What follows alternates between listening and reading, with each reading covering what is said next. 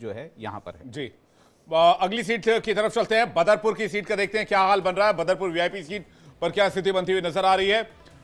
2020 में जो चुनाव में नतीजे आए थे, ये सीट आम आदमी पार्टी को गई थी, क्लियरली आप देख सकते हैं।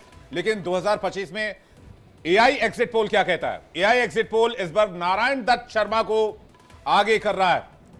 ये बड़ा इंटरेस्टिंग है क्योंकि ये तीसरी सीट ऐसी है जिसमें हमें फेरबदल देखने को मिल रहा है। नारायण दत्त शर्मा बदरपुर से निकाल सकते हैं ये सीट। देखिए, राम सिंह जो भिदुड़ी हैं, यहाँ से बहुत कम मार्जिन जो लास्ट इलेक्शन है वो जीते थे और 3719 वोटों का सिर्फ मार्जिन था। तो ये ऐसी सीट थी जो काफ़ी टफ सीट है। मैं ये भी कहूँगा, बीजेपी ने ये सीट निकाली थी और काफ़ी टफ सीट जो है ये मानी जाती है और ये बिल्कुल कहा जा सकता है कि हो सकता है बीजेपी इसको एक बार फिर से निकाले। जी, एक और सीट जल्दी से देखते हैं। बल्ली मारान में क्या स्थिति बन रही है? बल्ली मारान में आम आदमी पार्टी जीतती हुई आई है। बल्ली मारान की तस्वीर 2020 की भी आप देख रहे हो, जो रिजल्ट था वो आम आदमी पार्टी के फेवर में था। लेकिन यहां एक बार फिर से बल्ली मारान में ये रिजल्ट जो है वो आम आदमी पार्टी के फेवर में जा सकता है। आम आदमी पार्टी इस सीट को निकाल सकती है, जबकि बीजेपी सेकंड नंबर पे रहेगी। ये तस्वीर सामने आ रही है। मुस्लिम बहुल्य सीट है बल्ली मारान और इस बार अगर आप इसकी वोट परसेंटेज देखेंगे, जो वोटिंग हुई है, काफ़ी ज़बरदस्त वोटिंग वहाँ पर हुई है। मेरे को अभी एग्जैक्ट नंबर नहीं पता, लेकिन जिन सीटों में ज़्यादा वोटिंग हुई है उसमें बल्ली मारान भी एक सीट है जहाँ पर ज़्यादा वोटिंग हुई है। मुस्लिम बहुल्य इलाका है बल्ली मारान और मुस्लिम बहुल्य इलाकों में ये माना जा रहा था कि एक तो कि आम आदमी पार्टी को फायदा होगा, लेकिन दूसरी तरफ ये भी माना जा रहा था कि कांग्रेस जो है यहाँ पे अगर कांग्रेस ने वोट बहुत सारे काटे तो जो है आम आदमी पार्टी के लिए यहाँ पे मुश्किलें हो सकती। ठीक है, एक और सीट रोहिणी की तरफ चलते हैं, देखते हैं रोहिणी में किस पार्टी का दबदबा। एआई एग्जिट पोल बता रहा है। तस्वीर 2020 की हमने आपके सामने रख दी है। रोहिणी में 2020 में जब आम आदमी पार्टी की आंधी थी तो बीजेपी ने यह सीट निकाली थी। लेकिन एआई एग्जिट पोल 2025 को लेकर क्या कहता है, आइए देखते हैं। इस बार विजेंद्र गुप्ता भी ये सीट यहां से निकाल सकते हैं, यानी कि सीट जो है वो बीजेपी के पास ही रहेगी। सर, मिडिल क्लास इलाका है, बहुत सारी एम्प्लॉइज रहते हैं, बिल्कुल बहुत एम्प्लॉइज हैं, नई कॉलोनियां वहां पे बसी हैं, वहां पे इंफ्रास्ट्रक्चर भी ठीक ठाक है।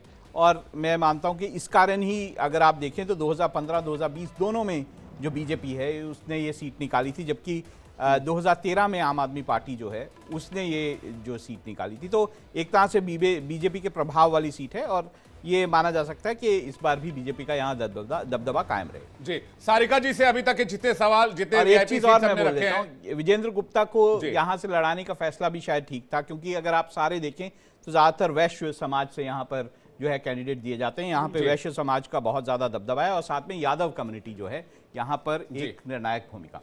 सारिका जी और अनंत जी को स्क्रीन पे लीजिए, एक एक रिएक्शन में चाहूंगा। सारिका जी, अभी तक जो सवाल हमने आपके सामने रखे और जो हमने आपके सामने जिन सीटों वीआईपी सीटों का रिजल्ट आपके सामने रखा है उस पर आपका रिएक्शन चाहेंगे।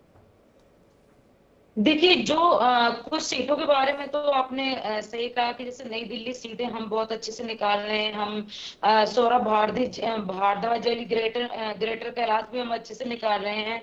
हम कालका जी भी बहुत अच्छे से निकाल रहे हैं। लेकिन जैसे अगर आप बात करें विश्वास नगर की रोहिणी सीट की और गोंडा सीट की, तो मुझे लगता है कि शायद मैं भी हो सकता है कि क्योंकि जितना हम लोगों ने बारीकी लेवल पे काम किया, क्योंकि देखिए मैं इतने सर्वे पे, तो क्योंकि मैं एक वुमेन विंग की प्रेसिडेंट हूँ दिल्ली प्रदेश की महिला विंग की, तो हम ना बहुत ही हम एकदम अंदर तक जा करके हम लोग काम करते हैं। बहुत ही ग्रामीण क्षेत्र में, झुग्गी वाली एरिया में, महिलाओं के बीच में हम काम करते हैं। तो हम लोगों को ना अंदाजा काफी हद तक लग जाता है कि आखिर में रुख क्या है। देखिए, बहुत जेंट्स का 40 साल से ऊपर वाला जो वोटर होता है उसका रुख सही से पता नहीं चल पाता है कि वो किधर जा रहा है, किधर नहीं जा रहा है। वो लास्ट मोमेंट तक भी नहीं बताता है कि ओवरऑल आप इसे ठीक मानकर इस एग्जिट पोल को ओवरऑल आप अभी तक ठीक मान रही है जो हमने वीआईपी सीट्स बताई हैं उसे लेकर? मैं कुछ को तो मैं मान रही हूँ कि आपका एग्जिट पोल सही है, लेकिन कुछ जिसमें जीत गए वो सही है, जिसमें हार गए वो सही नहीं है। अनंत अमित जी थोड़े से जी, ठीक है। अनंत अमित जी का एक रिएक्शन, उसके बाद एक ब्रेक पे जाना होगा मैं। जी, अनंत अमित जी। जी विवेक जी, विवेक जी, अभी तक का हमने जो आपका जो एग्जिट पोल देखा है तो मैं सभी चीजों से सहमत नहीं हूँ। जहां तक गोंडा की बात है, गोंडा के लोकसभा चुनाव के अंदर मैं इस विधानसभा में काफी दिनों तक मुझे रहने का मौका मिला लोकसभा चुनाव के दौरान, तो दिल्ली में सबसे ज्यादा लोकसभा चुनाव में अगर बीजेपी ने लीड किया था तो गोंडा सीट से 86,000 वोटों से लीड किया था। तो हमें पूर्ण विश्वास है कि उसके इर्द गिर्द की भी जो सीटें हैं वो भारतीय जनता पार्टी और भी अच्छे तरीके से जीतेगी। और जहां तक नई दिल्ली और आपने कालका जी का बताया, तो मैं शायद सहमत नहीं हूं, हो सकता है, लेकिन ये 8 तारीख को पता चलेगा, क्योंकि नई दिल्ली में हमने खुद भी रह के हमने बहुत सारे इलाकों में देखा है, जैसा कि राहुल जी बता रहे थे, सही बता रहे थे, हमारे इलाके में झुग्गी झोपड़ियों की संख्या बहुत है। और जहां तक यश जी बता रहे, तो यश जी मैं आपको बताना चाहता हूं कि आज दोपहर में संजय सिंह का एक बयान आया, वो वाल्मीकि समाज को लेकर, और जिस तरीके से वो उंगलियां उठा कर और कह रहे थे मैं हाथ जोड़ के वाल्मीकि समाज से प्रार्थना करता हूं कि वोट देने जाए, और उंगली ऐसे दिखा रहे थे और कह रहे थे गिरफ्तारी हुई है, तो हमें आप लेकिन अभी भी पॉजिटिव है नई दिल्ली सीट को लेकर और कालका जी सीट को लेकर। हमारी शुभकामनाएं आपके साथ हैं।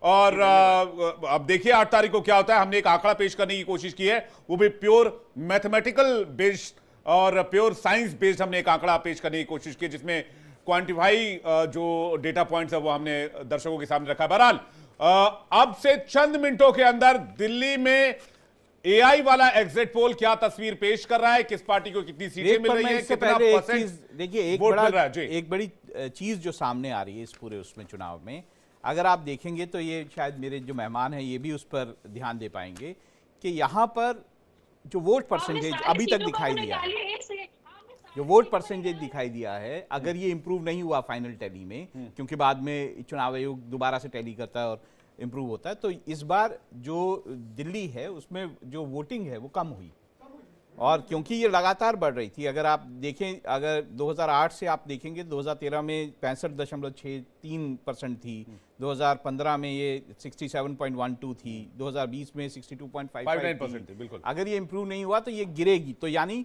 जो झुकाव वोट करने के प्रति लोगों का था वो कम हुआ है, अगर इस तरह से देखेंगे तो इसका कारण तो क्या है? ये तो सर इसको फिर मानेंगे कि जो जो इनकमेंट गवर्नमेंट है उसके फेवर में ये वोटिंग जाएगी, ऐसा परसेप्शन माना जाता है। मैं मानता नहीं हूं, क्योंकि देखिए अगर ज्यादा वोटिंग होती है तो ये कहना कि वो अगेंस्ट गई है, मध्य प्रदेश में ऐसा नहीं हुआ, राजस्थान में ऐसा नहीं हुआ, तो यहाँ क्यों होगा? तो मेरे को ऐसा नहीं लगता। लेकिन ठीक है, थोड़ी देर में डेटा, कितनी सीट आम आदमी पार्टी, कितनी सीट बीजेपी और कितनी सीट कांग्रेस को और कितनी सीट अदर्स के खाते में, वोट शेयर कितना किस पार्टी के लिए रहेगा, ये भी हम दर्शकों को बताएंगे। बस चंद मिनटों का इंतजार कीजिए, पूरी तस्वीर पेश करने वाले हैं दिल्ली की 70 सीटों की। लेकिन देश और दुनिया की हर खबरों से अपडेट रहने के लिए लॉग इन कीजिए www